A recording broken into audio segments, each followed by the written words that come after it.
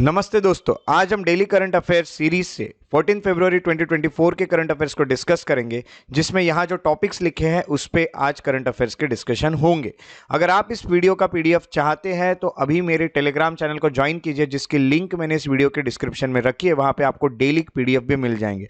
उसी के साथ साथ आपको ये भी बता दूं कि आप इस वीडियो के एंड तक बने रहिएगा, क्योंकि एंड में हम इस वीडियो से रिलेटेड एमसीक्यूज को भी सॉल्व करेंगे और एमसीक्यूज की भी प्रैक्टिस करेंगे। तो चलिए आज के लेक्चर की शुरुआत करें। जो हमें 14 फरवरी 2024 का पहला करंट अफेयर देखने मिल रहा है वो है बायोलॉजिकल डाइवर्सिटी एक्ट 2002। इसका सिलेबस जाता है एनवायरमेंट में। रिसेंटली ओडिशा गवर्नमेंट जो होता है उन्होंने डिक्लेयर किया है गुप्तेश्वर फॉरेस्ट, जो कि कोरापुट में है, डिस्ट्रिक्ट में है, उसको फोर्थ बायोडाइवर्सिटी हेरिटेज साइट ये बन गई है गुप्तेश्वर फोर्ट ओडिशा में, और ये अभी फोर्थ बायोडाइवर्सिटी हेरिटेज साइट बनाई गई है।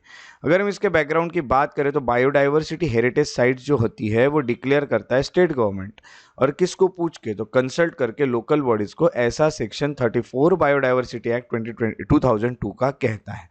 बायोडाइवर्सिटी एक्ट की बात करनी होगी क्योंकि ये न्यूज़ में रहा है। तो बायोडाइवर्सिटी एक्ट एक लॉ है जो प्रोटेक्ट करता है अलग अलग काइंड्स ऑफ लिविंग थिंग्स जो कि इंडिया में है, और उनकी फेयर और इक्विटेबल शेयरिंग करता है बेनिफिट्स जो उनके यूज से मिल रहे हैं। फॉर एग्जांपल कोई एक स्पीसी है, उसके बेनिफिट, उसके कुछ मुझे बेनिफिट मिल रहे हैं, वो स्पीसी मैंने जहाँ से लाई है उनको भी उसके बेनिफिट मुझे शेयर करना होगा, या फिर जो भी स्पीसीज है उनके भी लिए मुझे प्रोटेक्शन के लिए वो चीज़ें यूज़ करना होगा।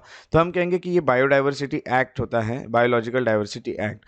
लॉ को एनैक्ट किया गया था क्योंकि United nation convention on biodiversity ये हुआ था, जिसमें इंडिया भी पार्टी था, यानी इंडिया भी पार्टिसिपेंट था।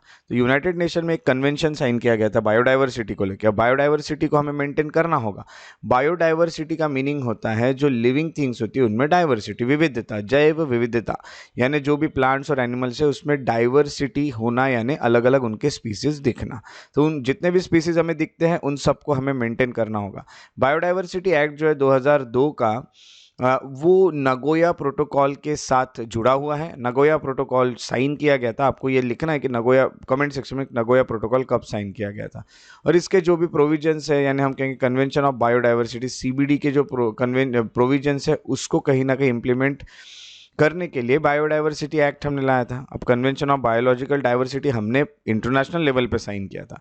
नगोया प्रोटोकॉल जो था वो आपको हम कहेंगे कि कमर्शियल और रिसर्च यूटिलाइजेशन, यानी जेनेटिक रिसोर्सेस के चीज़ों को लेके, यानी हम कहेंगे कमर्शियल, यानी जो भी जेनेटिक रिसोर्सेस है उनको जब बेचा जाता है एक देश से दूसरे देश को, या फिर हम कहेंगे कि आपस में जब भी कोई दो लोग इसे बेच रहे हैं या उनके बीच में कुछ ट्रेड कर रहे हैं या फिर उसके ऊपर कुछ रिसर्च कर रहे हैं, तो उसमें बेनिफिट शेयर करना होगा। फॉर एग्जांपल ए नाम का देश है, वहाँ से बी नाम के देश को कोई तो भी एक एक जेनेटिक रिसोर्सेज दिया गया। फॉर एग्जांपल ऐसा समझिए एक्स नाम का स्पीसी दिया गया। अब एक्स नाम के स्पीसी पे बी नाम का जो देश था उन्होंने कुछ तो भी रिसर्च किया, रिसर्च करके अब उनको इसका बेनिफिट मिल रहा है। तो ये आया कहाँ से था? एक्स से, ए से आया था, तो ए को भी उसके बेनिफिट जो होंगे वो शेयर करना होगा। यही यहाँ पे नगोया प्रोटोकॉल भी कहता था। आगे अगर हम आते हैं तो फीचर्स अगर देखें बायोलॉजिकल डाइवर्सिटी एक्ट 2002 के, तो यहाँ पे एक 3 टियर स्ट्रक्चर बनाया गया है to regulate access and use of biological resources. तो जो बायोलॉजिकल रिसोर्स है उनको यूज कैसा करना चाहिए या फिर उसको एक्सेस कैसा करना चाहिए, इसके कुछ एक हम कहेंगे एक स्ट्रक्चर उन्होंने बनाया हुआ है। अब 3 टियर है तो यहाँ 3 लोग काम कर रहे हैं। पहला तो है नेशनल बायोडाइवर्सिटी अथॉरिटी, जो कि एनबीए है, वो सेंट्रल लेवल पे काम करती है। दूसरा स्टेट बायोडाइवर्सिटी बोर्ड एसबीबी, जो स्टेट लेवल पे काम करती है। तीसरा है बायोडाइवर्सिटी मैनेजमेंट कमिटीज बीएमसी, जो लोकल लेवल पे काम कर रही है। अब इसमें दिया क्या है बायोडाइवर्सिटी एक्ट में? पहली बात तो ये है कि ये 3 टियर सिस्टम है। 3 टियर सिस्टम यानी यहाँ पे 3 लोग काम कर रहे हैं।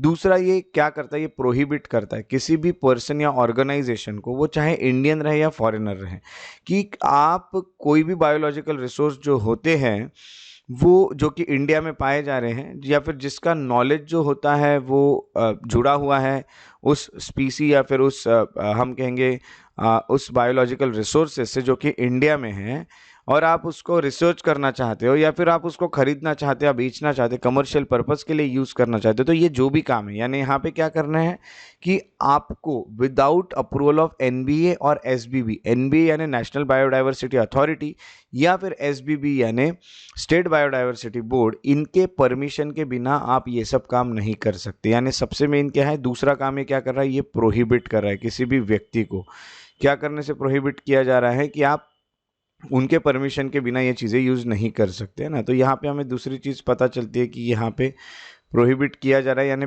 अब यहाँ पे अप्रूवल ज़रूरी है किसका, तो एनबीए और एसबीबी का। तीसरा यहाँ पे और प्रोहिबिट किया जा रहा है, यानी जो भी रिजल्ट्स है, अब फॉर एग्जांपल मैं एक्स नाम का स्पीसी लेके गया किसी देश से, या फिर कोई देश मुझसे ए नाम का स्पीसी लेके गया, तो वो उसने जो रिसर्च किया है ना, वो अलग बात हो गई। अब मैंने ही इस पीसी पे कोई रिसर्च करके रखा और मेरे पास कोई तो भी रिसर्च के कुछ रिजल्ट्स है कि ये बायोलॉजिकल रिसोर्स को लेके, या मेरे पास कोई नॉलेज है, तो ये नॉलेज भी मैं किसी के साथ शेयर नहीं कर सकता, ट्रांसफ़र नहीं कर सकता। कब तक, जब तक मुझे परमिशन ना मिल जाए एनबीए से। तो हम कहेंगे नेशनल बायोडाइवर्सिटी अथॉरिटी से जब तक मुझे परमिशन नहीं मिल जाती तब तक मैं ये नहीं कर सकता। ये भी आपको पता चलता है, यानी यहाँ पे अप्रूवल एनबीए का ज़रूरी है जब भी आपको कोई रिजल्ट ट्रांसफ़र करने हैं किसी भी इंडिया से किसी भी व्यक्ति ने जो लिए हैं, या फिर हम कहेंगे आउटसाइड इंडिया, तो विदाउट परमिशन आप ये काम नहीं कर सकते। तो ये दो चीज़ों में आपको प्रोहिबिट किया जा रहा है। और तीसरी चीज़ है जिसमें आपको प्रोहिबिट किया जाता है, और यहाँ पे भी आपको अप्रूवल लगता है एनबीए का। यानी आप अगर कोई भी इंटेलेक्चुअल प्रॉपर्टी राइट्स क्लेम कर रहे हो, फॉर एग्जांपल अब मैंने किसी एक्स नाम के स्पीसी पे कुछ रिसर्च किया, या फिर इस पे रिसर्च होने के बाद अब वो नॉलेज मुझे मिल गया और मैं कह रहा हूँ कि ये मैंने अपने इंटेलेक्ट को लेके, यानी मेरे माइंड को लेके मैंने नॉलेज एक्वायर किया है, तो मुझे इसका इंटेलेक्चुअल प्रॉपर्टी राइट्स दिया जाए, आईपीआर दिया जाए, यानी इस चीज़ का मुझे कॉपीराइट मिल जाए। तो कॉपीराइट जो है वो आपको विदाउट परमिशन ऑफ एनबीए यहाँ नहीं मिल सकता। ये तीसरी चीज़ यहाँ पे आपको प्रोहिबिट की जा रही। यानी पहले पॉइंट में आपने देखा कि आप प्रायर अप्रूवल लग रहा है एनबीए और एसबीबी का, दूसरे इसमें अप्रूवल लग रहा है एनबीए का, और तीसरे इसमें अप्रूवल फिर से एनबीए का लग रहा है। तो पहला जो था वो तो आपको हम कहेंगे कि मेनली कमर्शियल चीज़ों के लिए था, या आप जो भी यहाँ पे रिसर्च करने के लिए आपसे जो भी कोई कुछ लेके जा रहा है उसके लिए है। दूसरा जो अप्रूवल है वो है ट्रांसफ़र के लिए, जो भी आपने रिसर्च किए थे उसके रिजल्ट्स। तीसरा जो है वो है अगर आप इंटेलेक्चुअल प्रॉपर्टी राइट वहाँ पे एक्वायर करना चाहते हो, जहाँ भी अथॉरिटी होगी वहाँ रजिस्टर करा के, तो एनबीए के अप्रूवल के बिना ये नहीं हो सकता। उसके बाद आपको ये बता दूं कि यहाँ पे कंजर्वेशन और सस्टेनेबल यूज़ भी दिया है, यानी आपको कंजर्वेशन भी करना है बायोलॉजिकल रिसोर्सेज से। ऐसा नहीं है कि भाई जो भी चीज़ें हैं वो जो स्पीसी थ्रेटेंड हैं, यानी हम कहेंगे बहुत कम बचे, उनके ऊपर आप रिसर्च करें और आपके रिसर्च के कारण उनकी संख्या और कम होती जा रही है, ये सब यहाँ नहीं करना है। आपको कंजर्वेशन भी करना है उनका और उनका सस्टेनेबल यूज़ करना है। आपको उनको हानि नहीं पहुँचानी है, आपको उनको कहीं ना कहीं ये ध्यान रखना है कि वो उनकी संख्या ना कम हो जाए, और फिर आपको यहाँ काम करना है। उसी के साथ साथ bio diversity heritage site declare करने का काम भी बायोलॉजिकल डाइवर्सिटी एक्ट के थ्रू ही किया जाता है। अब ये जो बायोडाइवर्सिटी हेरिटेज साइट होती है ये क्या होती है, अगर देखा गया तो ये काफ़ी यूनिक और इकोलॉजिकली फ्रेजाइल होती है और रिच इन बायोडाइवर्सिटी होती है। यानी यहाँ पे आप देखोगे तो इकोलॉजिकली ये बहुत ज़्यादा ज़रूरी है, बहुत यूनिक है, और यहाँ पे बायोडाइवर्सिटी बहुत ज़्यादा है। बायोडाइवर्सिटी यानी नंबर ऑफ स्पीसीज, अलग अलग प्लांट्स और एनिमल के स्पीसीज आपको देखने मिलती है। स्टेट गवर्नमेंट जो होती है वो नोटिफाई करती है किसी भी एरिया को, हम कहेंगे कि बायोडाइवर्सिटी हेरिटेज साइट किसको पूछ के, तो लोकल बॉडीज़ को पूछ के और सेंट्रल गवर्नमेंट को पूछ के, जैसे अभी ओडिशा ने किया है इसलिए ये न्यूज़ में रह गया। उसी के अलावा यहाँ पे जो भी उस एरिया की लोकल कम्युनिटी थी उनका भी इन्वॉल्वमेंट होता है conservation and management of biological resources. अब ये कोई एरिया है और यहाँ पे लोकल कम्युनिटीज़ तो रहती होंगे, कुछ लोग तो रहते होंगे, तो इस एरिया को अगर मैं बायोडाइवर्सिटी हेरिटेज साइट डिक्लेयर कर दूँ तो ये जो एरिया है इसको इसमें जो लोग रह रहे हैं उनको भी मैं ये कहीं ना कहीं इन्वॉल्व कराऊंगा कि भाई आप लोकल कम्युनिटीज़ हो, आप भी कंजर्वेशन में मेरी हेल्प करो। ठीक है, तो ये सब भी चीज़ें यहाँ पे रहेगी और जो भी बेनिफिट मुझे मिलेगा उसकी मैं आपके साथ शेयर करूंगा उस बेनिफिट को। ये भी चीज़ें यहाँ पे होती है। अगला होता है कि यहाँ पे इंस्टीट्यूशन बनाए जाते हैं such as repositories, gene bank and museums. अब जो भी मैंने रिसर्च किए, जो भी जीन्स पे रिसर्च किए उसकी रिपोजिटरी बनाई जाएगी, या वो जीन्स का बैंक बनाया जाएगा, या फिर म्यूजियम्स बनाए जाएंगे और वहाँ पे प्रिजर्व किए जाएंगे और डॉक्यूमेंटेशन किया जाएगा बायोलॉजिकल रिसोर्सेस और एसोसिएटेड नॉलेज का। उसी के साथ साथ यहाँ पे पेनल्टीज भी बताई गई हैं। जो भी ऑफेंसेस होते हैं यानी जो भी प्रोविंसेस है प्रोविजंस है इस एक्ट में, वो एक्ट के अगर प्रोविजंस को आप वायलेट करते हो तो नेशनल ग्रीन ट्रिब्यूनल NGT जो होता है यहाँ पे आपकी केस चलती है, और ये जो केस है इस पे इस एक्ट के चलते आपको सज़ा भी सुनाई जाती है। उसी के अलावा बायोडाइवर्सिटी एक्ट 2002 का जो है वो नागोया प्रोटोकॉल के साथ काम कर रहा है। और आपको ये भी मैंने बताया कि कन्वेंशन ऑन बायोडाइवर्सिटी जो है, जो हमने साइन किया, उसमें जो प्रोविजंस थे उनको इंप्लीमेंट करने की कोशिश कर रहे हैं हम लोग बायोडाइवर्सिटी एक्ट को लाके। नागोया प्रोटोकॉल जो होता है वहाँ पे कमर्शियल और रिसर्च यूटिलाइजेशन जो होता है, जो भी जेनेटिक रिसोर्सेज को लेके हो रहा है, जैसे मैंने बताया कि एक्स नाम का हमने स्पीसी लिया है, इसमें जो भी अब रिसोर्सेज इसके यूटिलाइजेशन होने वाले हैं उसके जो भी बेनिफिट मिलेंगे अब वो बेनिफिट को शेयर करना है गवर्नमेंट के साथ और कम्युनिटी के साथ जिन्होंने कंजर्व किया था ऐसे रिसोर्सेज को, है ना। जैसे मैंने बताया कि ये जो एक्स नाम का स्पीसी है उसको कंजर्व कर रहा था ए नाम का देश, ए नाम के देश से बी खरीद के ले गया, बी को कुछ फायदे हुए रिसर्च करने पे, तो ए ने उसे कंजर्व करके रखा था या ए के किसी कम्युनिटी ने उसे कंजर्व करके रखा था, तो उन लोगों के साथ भी आपको बेनिफिट शेयर करने पड़ेंगे, क्योंकि वो नहीं होते तो शायद आपको ये रिसर्च करने का मौका भी नहीं मिलता। तो इस तरह से हमारा पहला करंट अफेयर रहा जो कि बायोलॉजिकल डाइवर्सिटी एक्ट 2002 को लेके था, और इसका जो सोर्स बनता है वो होता है द इंडियन एक्सप्रेस। दूसरे करंट अफेयर के और चलते हैं, और दूसरा करंट अफेयर है multilateral naval exercise, that is Milan 2024 का। सिलेबस इसका जाता है करंट अफेयर में, इंडियन नेवी जो होती है वो सेट हो चुकी है, वो 12th एडिशन जो होगा मल्टीलैटरल नेवल एक्सरसाइज 2024 मिलन, इसको चलाएगी 19 फरवरी से 27 फरवरी के बीच में। तो नेवी की पूरी तैयारियां हो चुकी है कि नेवी अब मल्टीलैटरल नेवल एक्सरसाइज करने वाली है। नेवी जो होती है अक्रॉस द ग्लोब, अब मल्टीलैटरल है यानी काफ़ी सारे देश इसमें इन्वॉल्व होंगे, तो अलग अलग जगह जो भी है वर्ल्ड की, जिसमें US रहेगा, जापान रहेगा, Australia, France, Bangladesh, south Korea, Vietnam, Indonesia, Malaysia, ये सब लोग पार्टिसिपेट करने वाले हैं इस मल्टीलैटरल नेवल एक्सरसाइज मिलन में, हम कहेंगे विशाखापट्टनम में जो होने वाला है। अब मिलन के बारे में कुछ हम जान लेते हैं। मिलन जो होता है ये एक नेवल वॉर गेम है जिसको होस्ट करने वाला है Indian navy. First Milan exercise conduct किया गया था 1995 में at Port Blair in Andaman and Nicobar islands. तो ये जो मल्टीलैटरल नेवल एक्सरसाइज है यानी सब लोग मिलके जो यहाँ पे परफॉर्मेंस दिखाने वाले हैं, इसको होस्ट करने वाला है इंडियन नेवी। उसी के साथ साथ इसमें इंडोनेशिया, सिंगापुर, श्रीलंका, थाईलैंड की भी नेवीज इन्वॉल्व होगी।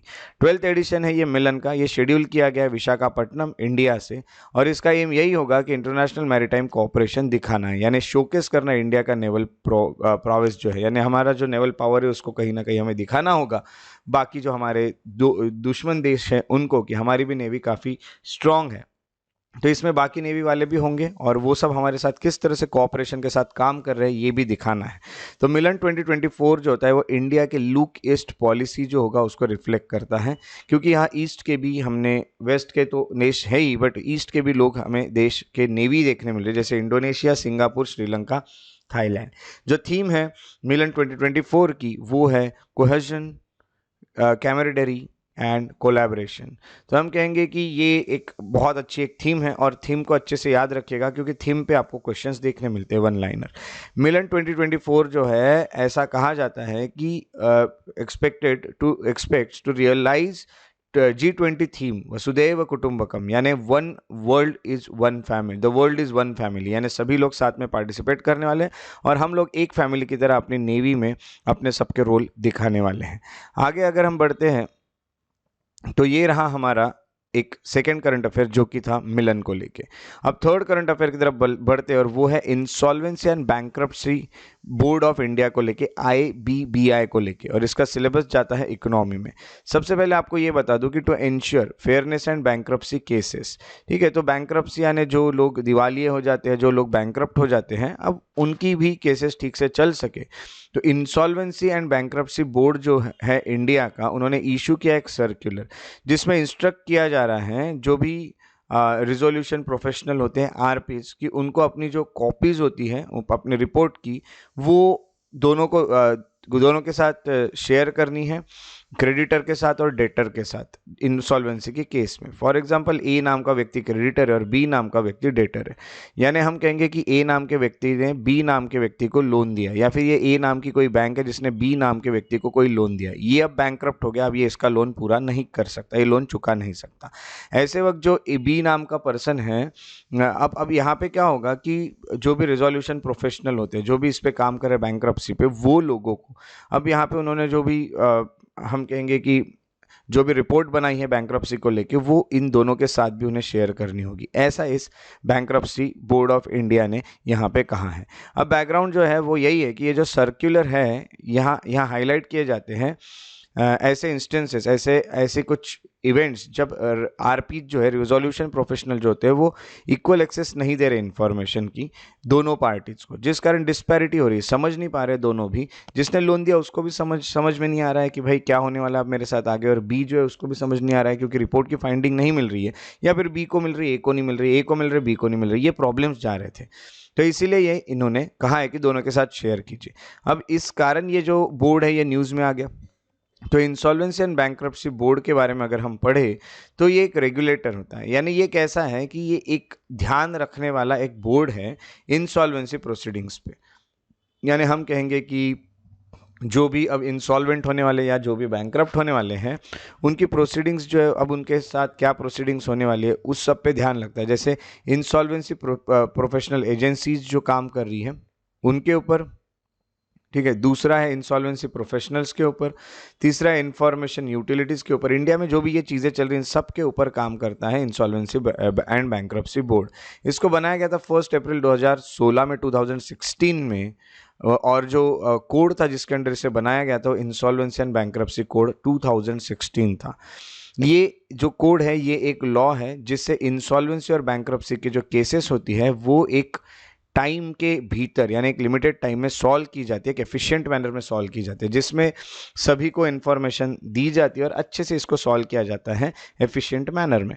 जैसे कि आपको ये बता दूं कि अगर कोई व्यक्ति बैंकरप्ट हो गया तो वो जो भी बोल रहा है, झूठ बोल रहा है, सच बोल रहा है, अब उसका क्या होने वाला है, क्योंकि बैंकरप्ट जब इंसान हो जाता है तो उसको काफ़ी सारी लायबिलिटीज़ होती है जो वो पूरी नहीं कर पाता है। उसको कुछ पैसे देने हैं किसी को बट वो दे नहीं पा रहा है, तो ये सब केसेस जो होगी ये यहाँ पर चलाई जाएगी। आईबीबीआई जो होता है वो प्रोफेशनल ऑफ वैल्यूअर, उसको भी रेगुलेट करता है इंडिया में under companies registration, registered valuation and valuers and valuation rules 2017। तो प्रोफेशन ऑफ वैल्यूअर्स जो है, यानी अब उसके जो भी प्रॉपर्टी बची है, जो भी चीज़ें उसकी वैल्यूएशन निकाले जाएंगे, वो सब जब होगा कोई व्यक्ति बैंकरप्ट होने के बाद, तो उसको भी रेगुलेट करने का काम आईबीबीआई करता है। इसका जो स्ट्रक्चर है वो 3 टियर स्ट्रक्चर है, जिसमें 3 लोग फिर से काम करते हैं। एक होता है chairperson, 3 ex officio members central government से, उसके बाद दूसरा एक एक्स ऑफिशियो मेंबर आरबीआई से, और तीसरा 5 other members nominated by central government. ऐसे 3 टियर सिस्टम है। तो चेयरपर्सन होते हैं, इसमें 3 एक्स ऑफिशियो मेंबर्स भी होंगे, उसके अलावा ये सेंट्रल गवर्नमेंट से होंगे, एक एक्स ऑफिशियो मेंबर आरबीआई से आएगा, और 5 बाकी मेंबर जो होंगे वो सेंट्रल गवर्नमेंट नॉमिनेट करके भेजेगी। तो इस तरह से इसमें ये इतने सारे लोग काम करें इसके स्ट्रक्चर में। कुछ की फंक्शंस एंड फीचर्स आईबीबीआई के अगर देखा गया तो ये रजिस्ट्रेशन जो है वो ग्रांट करता है आईपीज को, दैट इज इंसॉल्वेंसी प्रोफेशनल को। दूसरा है इंसॉल्वेंसी प्रोफेशनल एजेंसीज को। तीसरा है इंफॉर्मेशन यूटिलिटीज को, और चौथा है वैल्यूअर्स को। और ये सेट करता है curriculum for qualifying examination of IPs for their enrolment. अब इंसॉल्वेंसी प्रोफेशनल जो होते हैं, जो इस इंसॉल्वेंसी पे काम कर रहे हैं, वो इंसॉल्वेंसी प्रोफेशनल्स होते हैं। तो उनको कैसे लाया जाएगा, उनकी एग्जाम्स कौन सी होंगी जिससे उनको क्वालिफाई करना होगा, जिस एग्जाम को बाद में उनको आईपी जो है इंसॉल्वेंसी प्रोफेशनल बनाया जाएगा। तो इनकी पूरी एजेंसी बनती है जो इंसॉल्वेंसी पे ही काम कर रहे हैं।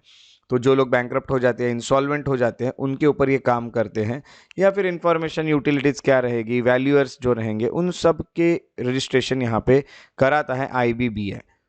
उसी के अलावा रेगुलेशंस और गाइडलाइन बनाता है कि ये जो कोड है बैंकरप्सी वाला कोड, उसको किस तरह से चलाया जाए, रूल्स जो होगा उनको किस तरह से इम्प्लीमेंट किया जाए, और एनफोर्स करता है इंस्पेक्शन करा के, इन्वेस्टिगेशन करा के, पेनल्टीज लगा के। ये सब यहाँ पे किया जाता है। इंसॉल्वेंट अगर आप हो जाते हो तो बहुत बड़ी मुश्किलें हो जाती है, क्योंकि काफ़ी सारे लोग आपसे जुड़े हुए हैं, तब आप इंसॉल्वेंट कहलाते हो। और इंसॉल्वेंट होने के बाद आपकी जो जिम्मेदारी आप वो पूरे नहीं कर पा रहे हो, यानी आपकी कोई कंपनी और कंपनी में काफ़ी सारे एम्प्लॉयज जुड़े हुए, आप इंसॉल्वेंट और बैंकरप्ट हो गए, इसका मतलब आप ना उनके पेमेंट कर पा रहे ना कुछ कर पा रहे, और ये बहुत बुरा एक एक तरह से हम कहेंगे कि सिचुएशन बन जाती है।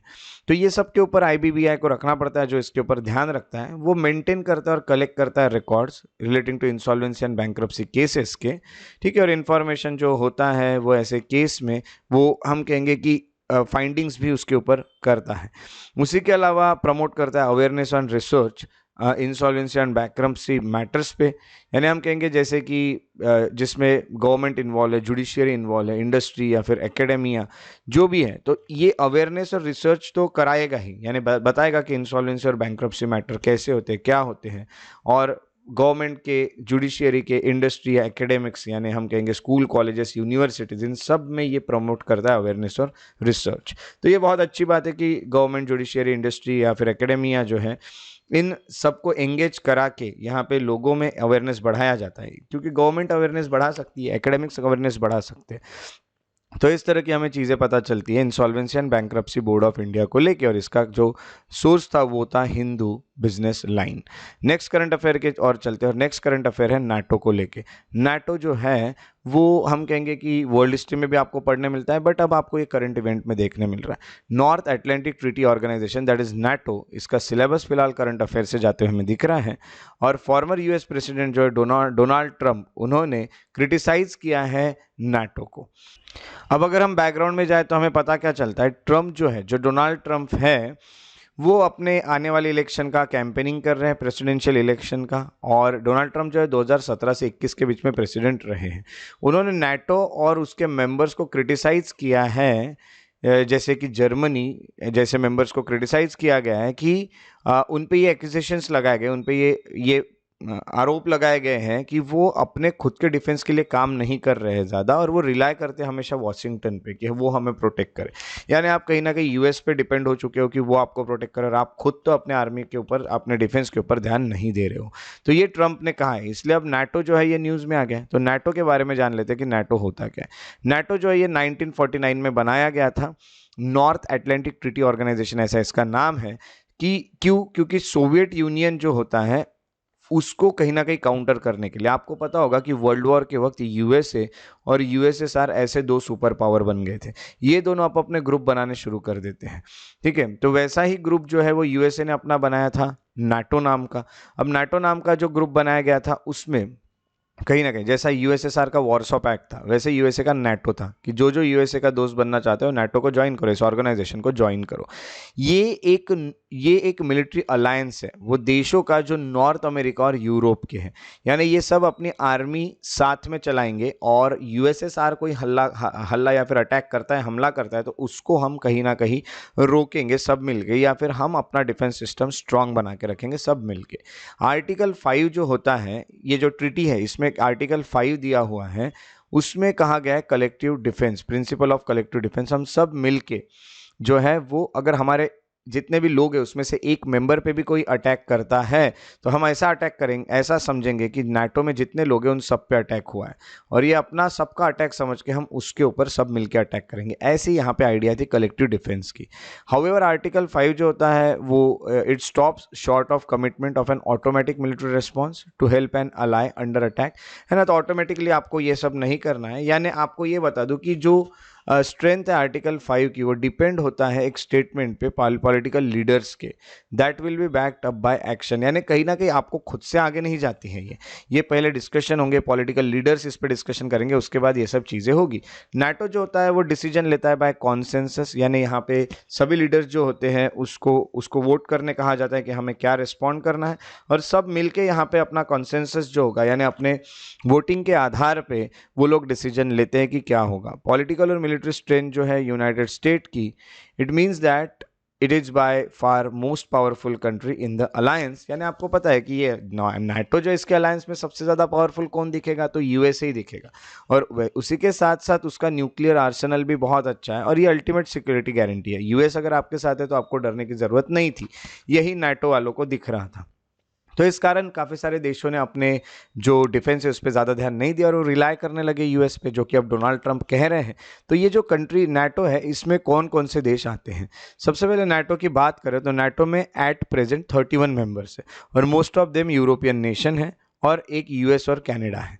जो नया मेंबर ज्वाइन हुआ है वो फिनलैंड है, जिसने ज्वाइन किया है अप्रैल में। जैसे कि रशिया और यूक्रेन का वॉर चल रहा है उसको लेके इन्होंने 2022 में हम कहेंगे कि ज्वाइन किया है, क्योंकि फिनलैंड को भी डर रहेगा कि रशिया उसको इन्वेड कर देगा, तो उसके पहले नाटो को ज्वाइन करेगा। तो नाटो का मेंबर बनने के बाद पता है आपको, अगर एक मेंबर पे भी आप अटैक करते हो तो पूरा नाटो आप पे अटैक कर सकता है।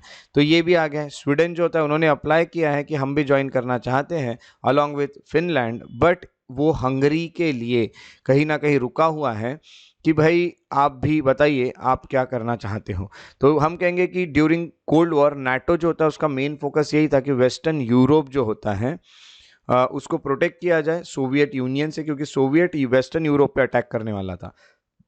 तो उस वक्त कहीं ना कहीं यूरोप भी बढ़ चुका था ईस्ट वेस्ट में और ये ईस्ट और वेस्ट के बीच में ही झगड़े होने वाले थे। उसके बाद 1989 में बर्लिन वॉल जो होती है वो गिरा दी जाती है और ये जो पार्टीशन था ईस्ट वेस्ट वाला इसे ख़त्म कर दिया जाता है। नाटो जो होता है वो एक्सपांड करने लगता है, कम्युनिस्ट ब्लॉक में भी घुसने लगता है, यानी हम कहेंगे ईस्टर्न यूरोप में भी अब वो अपना एक्सपांशन दिखाना शुरू कर देता है। तो हम कहेंगे कि वहाँ के भी देश इसको जुड़ने लगते हैं। पहले तो ईस्ट वाले जो थे वो यूएसएसआर के साथ देखे जाते थे और जो यूएसए उसके साथ वेस्ट वाले देखे जाते थे, बट अब ऐसा कुछ नहीं रहा था क्योंकि बर्लिन की वॉल गिरा दी और सोवियत के जो देश थे वहाँ पे भी कहीं ना कहीं जो नाटो है वो आने लगा। तो नाटो के जो मेंबर्स होते हैं वो बड़े बड़े देशों से, जैसे कि ब्रिटेन हो गया, फ्रांस, जर्मनी, टर्की, और वहाँ से छोटे छोटे देश भी तक वो फैला हुआ है, जैसे आइसलैंड और मोंटेनेग्रो करके। तो हम कहेंगे कि ये जो नाटो होता है ये सब मिलके मिलिट्री एक्सरसाइज करते हैं, बट अब सवाल ये उठता है कि इसकी फंडिंग कैसी होती है, इसके पास पैसा कैसे आता है। तो हम देखते हैं इसकी फंडिंग कैसी होती है। तो नाटो की फंडिंग, ट्रम्प जो होता है उन्होंने एक्यूज किया है अदर नाटो मेंबर्स को of not paying their dues. ये भी ट्रम्प ने कहा था कि आपके जो भी पैसे बचे वो भी आपने यहाँ पे नहीं किए हैं। और हम कहेंगे कि आपकी giving the impression that alliance is like a club with membership fees, ये भी उन्होंने कहा था। तो इसको समझ जाइएगा कि एक क्लब है, इसकी मेंबरशिप फी है, अगर आप वो पे नहीं कर रहे हो तो आपको फिर वहाँ रहना नहीं चाहिए। नाटो जो होता है ऑपरेट करता है डिफरेंटली। जैसे हम कहेंगे इसके कुछ कॉमन फंड है जिसमें हर मेंबर कंट्रीब्यूट करता है, बट ज़्यादातर जो है vast bulk of its strength come from the members of own national defence, है ना। स्पेंडिंग जो हम जैसा एक देश है वो नाटो में जुड़ा हुआ है, वो अपने जो भी पैसे खर्च कर रहा है अपने डिफेंस को लेके, वो यानी अब उसका डिफेंस बढ़ेगा तो नाटो के देश के भी डिफेंस बढ़े, यानी नाटो का भी डिफेंस बढ़ेगा। तो मेन तो फंड वही है जो देश अपने खुद के सिक्योरिटी पे खर्चा कर रहा है, अपने फोर्सेस मेंटेन करने के लिए, आर्म्स खरीदने के लिए, क्योंकि ये भी नाटो में यूज होने वाले हैं। हाउएवर जो नाटो के मेंबर्स होते हैं उन्होंने कमिट किया है कि वो स्पेंड करेंगे एटलीस्ट 2%, उनका जो भी जीडीपी उसका 2% हर साल डिफेंस पे हम खर्च करेंगे, ये भी उन्होंने कहा है। बट ज़्यादातर जो है उन लोगों ने ये गोल को पूरा नहीं किया है लास्ट ईयर में, ये भी देखने मिला है। तो इस तरह से नाटो न्यूज़ में रहेगा क्योंकि डोनाल्ड ट्रंप ने इसका नाम लिया है और इसका जो सोर्स था इस करंट अफेयर का वो था the Indian express. Next current affair की ओर बढ़ते हैं और जो हमें अगला करंट अफेयर देखने मिल रहा है वो है ह्यूमन वाइल्ड लाइफ कॉन्फ्लिक्ट को लेके। इसका सिलेबस जाता है GS3 में और एनवायरमेंट पे आपको ये सिलेबस जाते हुए दिखता है। वायनाड जो होता है वो काफ़ी एक तरह से हम कहेंगे कि न्यूज़ में रहा है। एक वाइल्ड एलिफेंट जो होता था उसने चेस किया था एक 47 ओल्ड मैन को और उसको मार गिराया उस वाइल्ड एलिफेंट ने। तब से वायनाड जो है वो काफ़ी गुस्से में दिख रहा है। हम अगर देखें तो इस तरह के जो इंस्टेंसेस है जिसमें ह्यूमन और वाइल्ड लाइफ जो है उन दोनों के बीच में कॉन्फ्लिक्ट होते हुए जो दिखते हैं वो बढ़ते जा रहे हैं इंडिया में। लोग इससे अफेक्ट हुए, कहीं ना कहीं गवर्नमेंट को यही कहते हैं कि भाई हमारे लिए कोई स्ट्रांग मेजर लो और हमारी लाइफ और हमारे प्रॉपर्टी को इन वाइल्ड लाइफ से प्रोटेक्ट करो। तो wild life, human wild life conflict है क्या, ये देख लेते हैं। ह्यूमन वाइल्ड लाइफ कॉन्फ्लिक्ट की अगर बात की जाए तो सबसे पहले आपको ये बता दूं कि ये जो कॉन्फ्लिक्ट होता है इसका मतलब एक सिचुएशन होती है जहाँ ह्यूमन एक्टिविटीज जो है, जैसे एग्रीकल्चर हो गया, इंफ्रास्ट्रक्चर डेवलपमेंट हो गया, रिसोर्स एक्सट्रैक्शन हो गया, ये कहीं ना कहीं कॉन्फ्लिक्ट में आता है वाइल्ड एनिमल्स के साथ। यानी हम कहेंगे हम एग्रीकल्चर कर रहे हैं, उनके जगह पे जाके वो आपके खेत में घुस रहे, आपकी जो फसलें उसको खराब कर रहे, या फिर आपने इंफ्रास्ट्रक्चर बना के रखा है वो आपके घरों में घुस रहे, उसके इंफ्रास्ट्रक्चर में घुस रहे और उसको खराब कर रहे, रिसोर्सेज को खराब कर रहे, ऐसा इंसान का कहना। और ये कहीं ना कहीं ह्यूमन और एनिमल इनके लिए एक बुरा साबित हो जाता है, क्योंकि ये फिर ह्यूमन जो है एनिमल को भगाएंगे, एनिमल ह्यूमन पे अटैक करेंगे। अब ये सब क्यों हो रहे हैं कॉन्फ्लिक्ट की अगर बात करें तो सबसे पहले अगर कारण की बात करें तो अर्बनाइजेशन और डेवलपमेंट। ह्यूमन बीइंग जो है वो डेवलपमेंट जब करता है तो एनिमल्स के फॉरेस्ट में घुस के भी डेवलपमेंट किया जाता है। अब फॉरेस्ट तो एनिमल का घर था और हमने अपना घर वहां बना दिया, वो तो आएगा। प्रोटेक्टेड एरिया कम है, जैसे नेशनल पार्क और ये सब है प्रोटेक्टेड एरिया जहाँ पे एनिमल को प्रोटेक्शन मिलेगा, वो एरिया भी कुछ कम है। उसी के अलावा पॉपुलेशन एक्सप्लोजन की बात करें तो पॉपुलेशन बढ़ती जा रही है, तो उनके एरिया में हम घुसते जा रहे हैं, हम जंगल काटते जा रहे हैं, डिफॉरेस्टेशन कर रहे हैं, तो उनको भी जगह नहीं मिल रही, तो वो तो आपके घर में आएंगे ही। एग्रीकल्चर बढ़ा रहे हैं उनके एरिया में जा जाके। क्लाइमेट चेंज हो रहा है जिससे एनिमल वाइल्ड लाइफ अफेक्ट हो रहा है, तो वो कहीं ना कहीं आपके साथ कॉन्फ्लिक्ट में आ रहे हैं। इन्वेजिव स्पीसीज, कोई इन्वेजिव स्पीसी यानी ऐसा स्पीसीज जो एक जगह पे आ जाता है उस और वो आने के कारण बाकी स्पीसीज अफेक्ट हो जाते हैं, ये इन्वेजिव स्पीसी होता है। तो ऐसे इन्वेजिव स्पीसी आएंगे तो बाकी स्पीसी क्या करेंगे, वो कहीं ना कहीं तो आपके पास आसपास भटकेंगे। और इको टूरिज्म बढ़ रहा है, इको टूरिज्म के चलते हम उनके एरियाज में जा रहे हैं टूरिज्म करते करते, और फिर हमारे उनके साथ कॉन्फ्लिक्ट हो रहे हैं। अब हम कहेंगे कि कुछ सब्सटेंशियल इंक्रीज भी हुआ है हम कहेंगे पॉपुलेशन में जो प्रोलिफिक ब्रीडर्स है जैसे कि वाइल्ड बोर्स है, पिकॉक्स है, इसमें सब्सटेंशियल इंक्रीज हुआ है, तो ये इधर उधर तो घूमेंगे ही और प्रॉब्लम यहाँ पे जाएंगे। कॉन्सिक्वेंसेस और इम्प्लीकेशन अगर देखी गई wild human wild life conflict की, तो वाइल्ड एनिमल जो होते हैं आपके क्रॉप्स डिस्ट्रॉय कर सकते हैं, आपके इंफ्रास्ट्रक्चर को डैमेज कर सकते हैं, वो लाइफ स्टॉक्स को मार सकते हैं, इस कारण फाइनेंशियल हार्डशिप हो सकती है, आपको फाइनेंशियल लॉस हो सकता है। वाइल्ड लाइफ जो होता है वो ह्यूमन सेफ्टी के लिए भी खतरनाक है, स्पेशली उस एरिया में जहाँ पे लोग और वाइल्ड लाइफ साथ में रह रहे हैं, जहाँ ये को एग्जिस्ट कर रहे हैं। अटैक्स जो है लार्ज प्रेडेटर्स से जैसे कि लायन हो गए, टाइगर हो गए, बेयर हो गए, इस कारण सीरियस इंजरी या डेथ भी हो सकती है। ये दूसरा है। तीसरा कॉन्सिक्वेंस ये है कि इसके कुछ निगेटिव इंपैक्ट भी हो सकते हैं एनवायरमेंट में। For example when human kill predator, अब ह्यूमन क्या घुसेगा, ह्यूमन उसको मार देंगे, इस कारण प्रे पॉपुलेशन बढ़ जाएगी, है ना, यानी जिसको वो मारने वाले थे वो एनिमल अब बच जाएंगे, क्योंकि आपने किसको मार दिया, प्रेडेटर को मार दिया। प्रेडेटर यानी वो एनिमल है जो प्रे इसको मारने वाला है, बी को, जिसको प्रे कहेंगे। तो ये अगर मरने लग गए तो इनकी संख्या बढ़ जाएगी क्योंकि इनका शिकार नहीं होगा इधर से, और इकोलॉजिकल इम्बैलेंस है, आपको पता है कि फूड चेन ठीक से नहीं चल पाएगी। उसी के साथ साथ यहाँ पे काफ़ी बड़े बड़े चैलेंजेस है कंजर्वेशन एफर्ट्स को लेके, जैसे कि हम कहेंगे कि वाइल्ड लाइफ है या फिर इन जो भी कंजर्वेशन मेजर्स है वो ठीक से लिए नहीं जा पा रहे हैं। और इसी के साथ साथ साइकोलॉजिकल इम्पैक्ट भी होता है लोगों पे। वो लोग जिन्होंने अटैक को एक्सपीरियंस किया या प्रॉपर्टी डैमेज को एक्सपीरियंस किया है, उनके दिमाग में हमेशा डर बैठे रहना, एंग्जाइटी होना या फिर ट्रॉमा में चले जाना, ये सब बहुत नॉर्मली देखने मिलता है। तो ये जो करंट अफेयर था ये ह्यूमन वाइल्ड लाइफ कॉन्फ्लिक्ट को लेके, इसका जो सोर्स था वो था द हिंदू। तो ये थे हमारे आज के करंट अफेयर्स। अब हम कुछ प्रैक्टिस एमसीक्यूज को सॉल्व कर लेते हैं इन्हीं करंट अफेयर्स से। पहला question with reference to biological diversity act 2022 following statements correct है कि नहीं आपको बताना है। पहला है कि एक 3 tier स्ट्रक्चर बनाता है, ठीक है, और यहाँ पे रेगुलेट करने के लिए और एक्सेस करने के लिए बायोलॉजिकल रिसोर्सेज को।